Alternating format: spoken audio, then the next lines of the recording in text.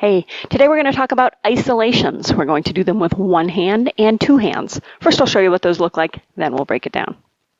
With one hand, looks like this. The other direction. With two hands. And the other direction. Okay. With an isolation, the hoop is staying more or less in one place, and your hand is tracing it, it is rotating it from an inside grip going along its circumference. This is the opposite of a hand spin. A hand spin is when your hand is staying in one place and the hoop is rotating around your hand. With the isolation, the hoop is staying in one place and your hand is going around it. With an isolation, we're going to imagine that the hoop is almost like a giant steering wheel on a ship or a bus. And it is stationary in the middle, as stationary as we could get it to be, and it's just rotating along its outer edge, and that is what our hand is doing. Our hand is going to do that by having a nice firm grip on the inside of the hoop. We talk about an inside grip, we're referring to what part of the hoop's tubing is against the palm of our hand. So this is the inner part of the tubing, so it is an inside grip on the hoop. It's helpful to think about the hoop as a clock face. So we're going to start with our hand at 6 o'clock, and we are going to explore the lower part of that clock face just to kind of get our brains in the mood for what an isolation is. So we're going to go from 6 o'clock to 9 and 3, and we're just going to play with that bottom part of the hoop, of the clock face, a couple times, to get the sense that what's happening is the hoop is not moving so much as our arm is moving. Now we're going to go all the way around to the top of the hoop, and we're going to start that by moving our hand across our body. When we get all the way to a certain place, when our arm is at its furthest extension, we can't move it anymore. That's as far as it will go. So to complete the rotation, what we do is before we get to that spot, sometime when we are just to one side of 12 o'clock, whether that is on the 10, 11 o'clock side or whether it's on the 1 and 2 o'clock side, we're going to do, and that depends which direction your arm is going, we are going to do a hand flip. That hand flip looks like this. I'll show you again.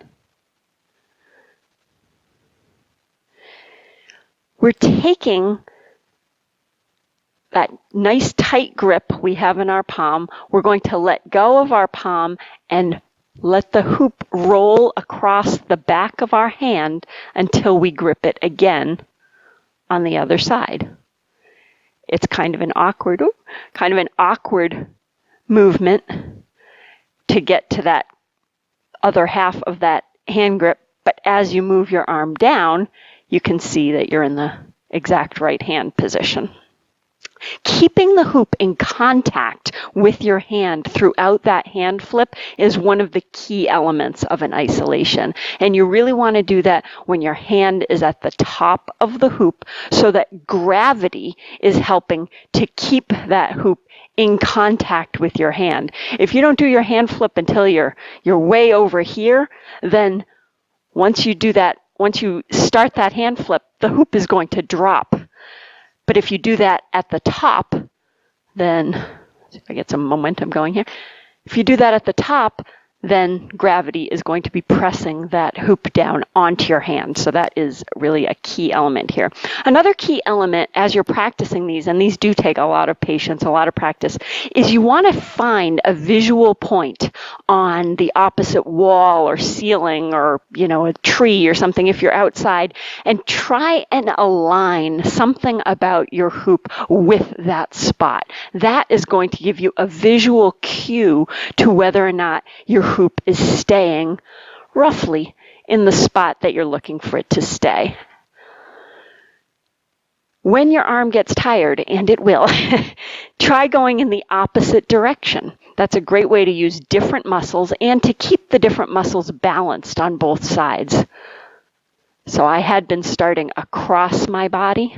This time I'm going to go outside my body.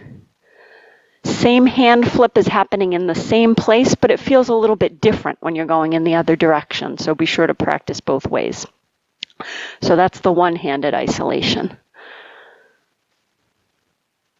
Lots of patience with yourself as you work on that.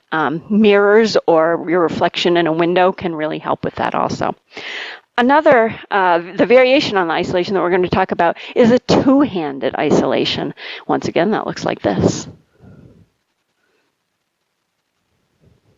With the two-handed isolation, that eliminates that hand flip at the 12 o'clock area. Instead of doing the hand flip, you're going to change hands. So with two-handed isolations, we're always going to be moving our arm across our body.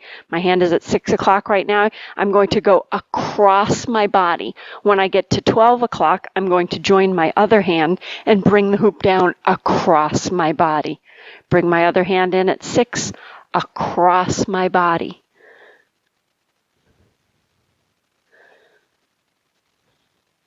Okay, the difference, if I wasn't going across my body, I'd be going this way, and that's not going to work. I'm not going to be able to get my arm all the way up to 12 o'clock to get the other hand in there. So with a two-handed isolation, we're going across our body.